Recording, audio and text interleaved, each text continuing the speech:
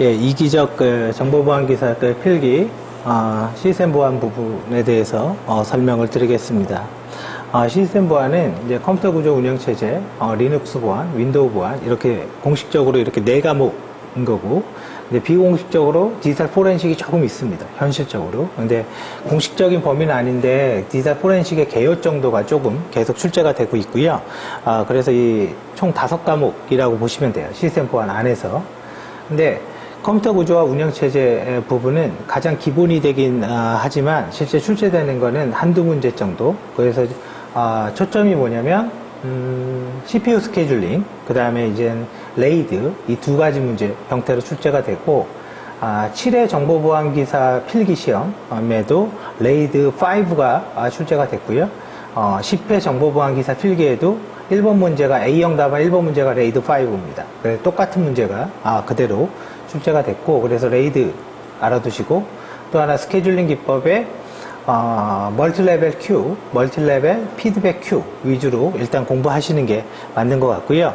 자, 시작하기 전에 잠깐 얘기를 드리면, 정보보안 기사는 학생들도 많이 보고 직장인들도 물론 많이 보긴 하지만, 처음에 이제 비용을 아끼기 위해서 이제 간단하게 이렇게 필기 끝나고 하겠다 이렇게 좀 생각할 수도 있는데, 결과적으로 우리의 목표는 실기가 되지 않으면 필기 합격은 아무런 의미가 없어요. 그래서 여러분들이 공부를 할 때, 처음에 공부할 때 실기까지 고려해서 공부를 하시고, 또 하나는 잘못 생각하는 것 중에 하나가 필기 합격하면 실기책 사서 공부해야지, 이렇게 접근하는 건 굉장히 위험한 접근입니다. 그래서 필기책을 기본으로 실기를 공부하는 게 맞아요. 필기를 기본으로. 그러면 여기에서 제가 시스템 보안 얘기하면서 컴퓨터 구조와 운영체제에서 중요한 거 두 개를 필기 기준으로 이야기를 드렸지만, 결과적으로 이 책에 있는 내용은요, 전부 다 알아야 돼요. 전부 다. 그러니까 뭐를 뺄 수가 없어요. 왜? 실기를 준비한다고 생각하면.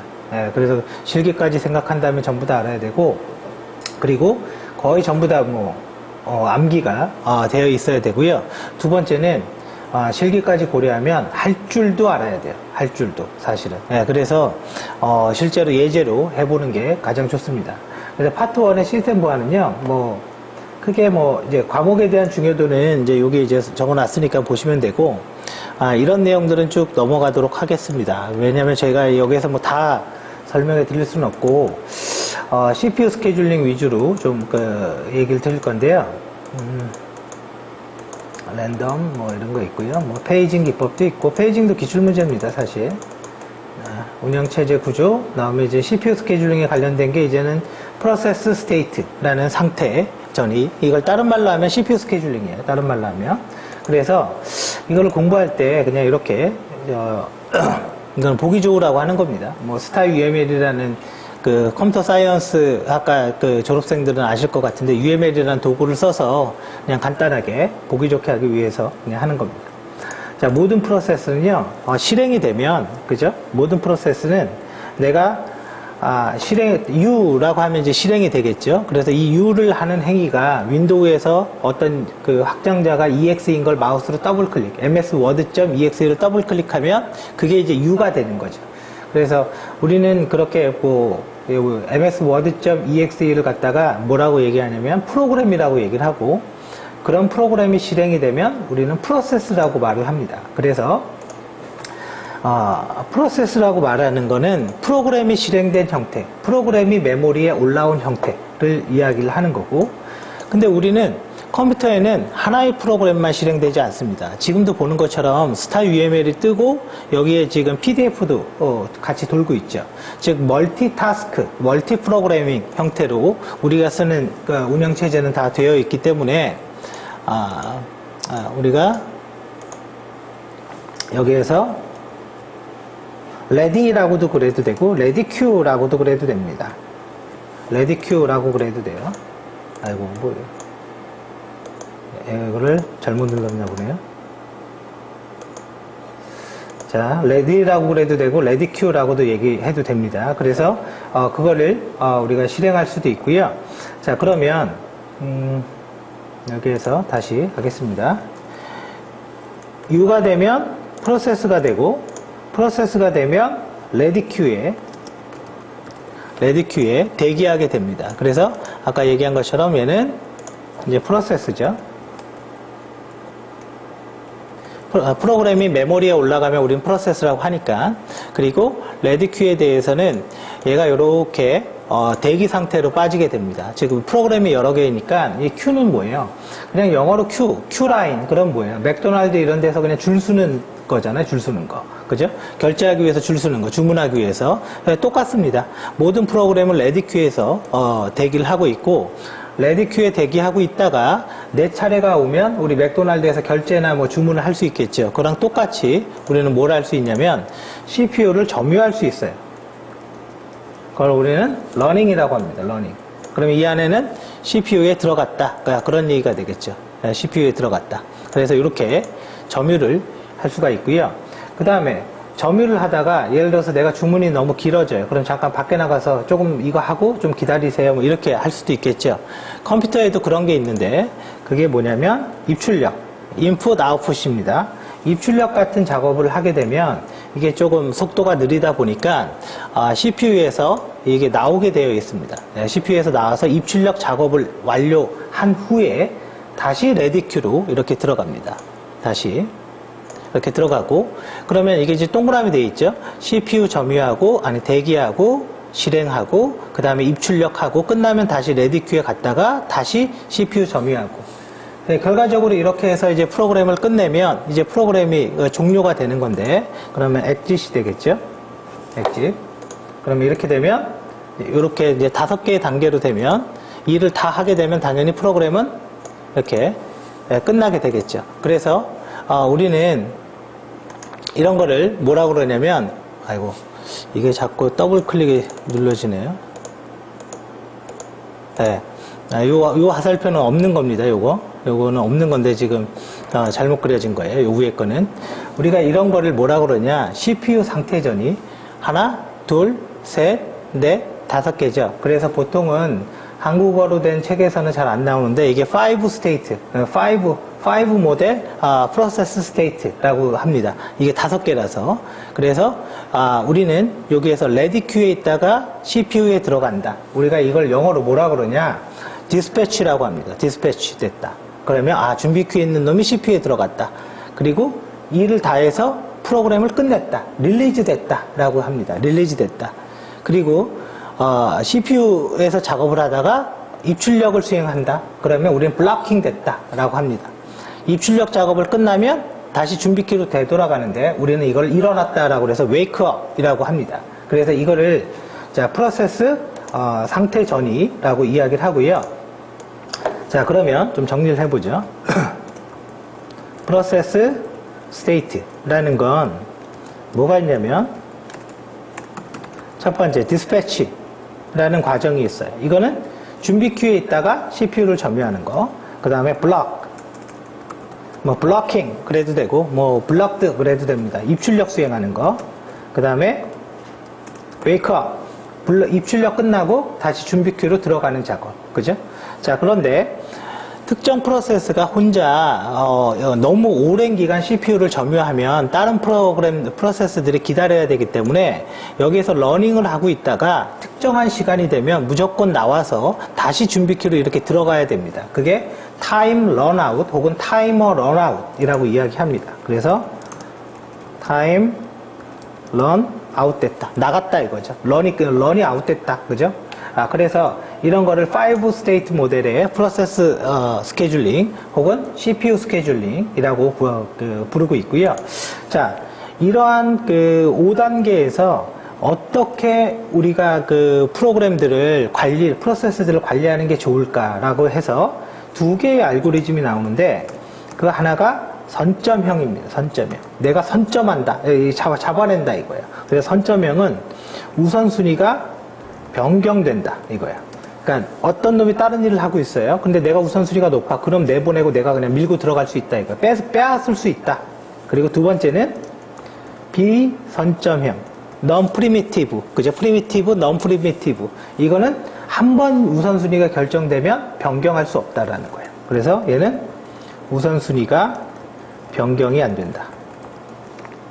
자, 선점형 모델은 가장 중요한 게 나오죠. 1번의 1에 뭐가 있어요? 라운드 로빈, 네, 스케줄링 방법이 있고, 그 다음에 1-2가 SRT라는 게 있습니다.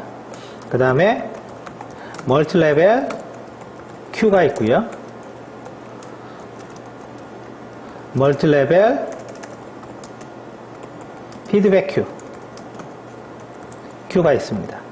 자, 비선점형 우선순위를 변경할 수 없는 거는요, 가장 기본적인 게 우선순위 Q예요. 우선순위. 그냥 우선순위. 한번 할당된 우선순위는 안 바뀐다. 그리고 두 번째가 P4라고 그래도 되고 FC, FS라고 해도 됩니다. First come, first service. P4 그래도 됩니다. 그냥 들어온 순서대로. 그 다음에 SJT, 그죠? SJF죠. Shortest job first, 그죠? Shortest job first. 그 다음에 2-4가 HRN, 그죠? 이런 것들이 있어요. 물론 하나하나 다 설명하면 좋겠지만 가장 중요한 거 하나 위주로 설명을 합니다. 시험에서는 보안기사는 1.3과 1.4 내용이 출제가 됐고요. 필기에서. 실기도 마찬가지입니다. 단답형에서 이것도 출제가 됐고, 근데 가장 중요한 건 라운드 로빈이에요. 이거는 프로세스별로 타임 슬라이스, 시간의 조각이다 이거죠. 타임 슬라이스 단위로 CPU를 점유해요. CPU를 점유해요. 그래서 타임 슬라이스 단위로 CPU를 점유하다 보니까 그 시간 할당량을 초과하면 무조건 나와서 러닝 상태에서 나와서 준비키로 기다리고 있어야 돼요. 자, 그리고 SRT는 중간에 R이 remain입니다. 그래서 남은 작업이 짧은 프로세스에게 CPU를 점유합니다. 멀티레벨 Q는요, 하이브리드 스케줄링이라고도 얘기를 하는데, 이제 그게 시험 문제였죠. 왜 하이브리드라고 얘기를 하는지 한번 봐보세요. 얘는 라운드 로빈과 우선순위 이 기법 두 개를 다 씁니다. 즉, 선점형과 비선점형을 두 개 다 쓴다는 얘기예요. Q들이 여러 개 있는데 멀티 레벨이니까 Q가 여러 개 있고 그 Q 리스트별로는 중요한 거, 덜 중요한 거, 아주 안 중요한 거 우선순위가 있다라는 거예요. 우선순위 안에서는 라운드 로빈으로 스케줄링, Q 안에서는 라운드 로빈으로 스케줄링 한다라는 거고, 멀티 레벨 피드백 Q는 멀티 레벨 Q와 똑같은데 원래는 이제 멀티 레벨 Q는 Q 간에 어떤 프로세스가 내려오거나 이렇지를 못해요. 근데 멀티 레벨 피드백 Q는 우선순위 1등급의 Q에서 작업을 못했어요. 그래서 타임 슬라이스가 초과해서 CPU에서 내려와요. 그러면 2등급의 Q로 내려갑니다. 그러니까 이렇게 밑으로 내려간다. 피드백 됐다라고 이야기를 하는 거고요. 그래서 두 개는 하이브리드 스케줄링 기법이고 라운드 로빈과 우선순위 기법 이 두 개를 사용합니다. 자, 여기서 사실은 시험에 출제가 되지는 않았지만 보안기사에서 사실은 더 학습하면 좋은 게 뭐냐면 웨이트 타임을 계산하는 거를 해주는 게 좋아요. 웨이트 타임은 턴 어라운드 타임 빼기 익스큐션 타임이거든요. 턴 어라운드 타임은 작업을 요청한 다음에 응답이 올 때까지 시간이고, 익스큐션 타임은 순수 실행 시간. 그 두 개를 빼면 웨이트 타임이 나옵니다. 그래서 사실은 이 웨이트 타임에 대한 계산이 이 CPU 스케줄링에서 가장 중요한 내용인데 보안기사에서는 아직까지는 출제되지 않았습니다. 지금 웨이트 타임에 대한 내용은 정보 처리 기사에서는 굉장히 중요한 문제로 나오죠. 그래서 아직 그거는 따로 얘기하지는 않겠지만 그 정도만, 지금 말한 정도만 알아두십시오. 그래서 지금 1장에 대해서, 그러니까 이번 장에 대해서 CPU 스케줄링 요거 하나는 기억을 좀 해두시고요. 그래서 CPU 스케줄링 같은 내용입니다. 그래서 라운드 로빈, 그죠? 라운드 로빈이 있고 이런 내용들이 교재에 있을 겁니다. 그래서 요거는 쭉 보시면 될 것 같고요. 그 다음에 이제 많이 나온 게 레이드죠, 레이드. 그죠? 레이드는 간단한 거니까요, 사실은. 간단한 거니까. 레이드 0이라고 얘기하는 건 이제 스플라이핑이라고 얘기를 해서, 0이라고 얘기하는 거는 어떤 데이터가 줬을 때 내가 A를 입력할 거예요. 그러면 A를 여기다 쓰고, 그 다음 B 들어와요. 그럼 여기다 쓰고, 그 다음 C, D. 그러니까 하나씩 흩어뜨려서 쓰기 때문에 디스크 하나가 깨져도 복구가 안 됩니다. 레이드 0은. 근데 레이드 1은요. 레이드 1은 조금 다른데요. 레이드 1이 제일 좋은 겁니다. A라는 걸 쓰려고 그러면 여기 하나 쓰고 여기 하나 쓰고 B, B, C, C 완벽히 중복해두죠. 그래서 디스크 하나가 깨져도 끄떡이 없는 거죠. 이거로 쓰면 되니까.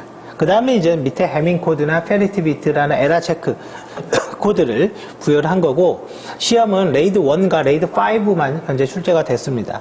근데 사실은 여기서 우리가 그 보안 기사를 떠나서 조금 더 학습을 한다면, 스토리지 백업 기법을 공부를 하면요, 왜 레이드 2를 써야 되고 어느 타이밍에는 레이드 5를 써야 되고 이런 결정의 기준이 나옵니다. 근데 보안 기사까지는 뭐 여기 레이드의 간단한 이론적인 내용밖에 없으니까요, 그것만 기억을 해두시면 될 것 같고요. 자, 그래서 첫 번째 장에서는 CPU 스케줄링과 레이드 위주로 일단 그게 제일 중요합니다. 하지만 실기를 생각한다면 처음부터 끝까지 다 하셔야 됩니다. 처음부터 끝까지. 그리고 여기에서는 약 한 문제, 정말 많으면 두 문제 정도만 출제가 됩니다. 자, 이상으로 일단 얘기를 마치고요.